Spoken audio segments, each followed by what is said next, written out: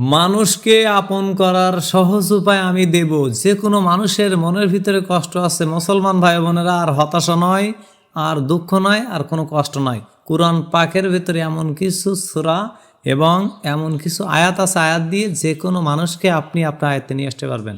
এমনকি মোবাইলের ভিতরে ছবি দিয়ে আপনি দেশ বিদেশ থেকে লোকগুলো তুলে আনতে পারবেন।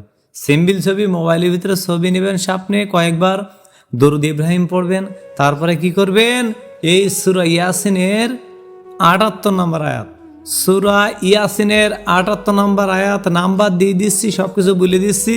আপনার এইভাবে আপনারা করবেন। ৭৮ নম্বর আয়াত ১০১ বার পড়বেন, এই ছবির উপরে ১০১ বার দম করবেন, আর সেই ব্যক্তির নাম করবেন, সেই ব্যক্তির বাবার নাম করবেন।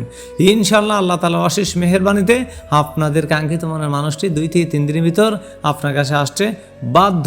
তাই যদি না পারেন, ডিসক্রিপশন বক্সে নাম্বারে যোগাযোগ করতে পারেন। আমি এই ধরনের কাজগুলি ফ্রিতে করে দেব।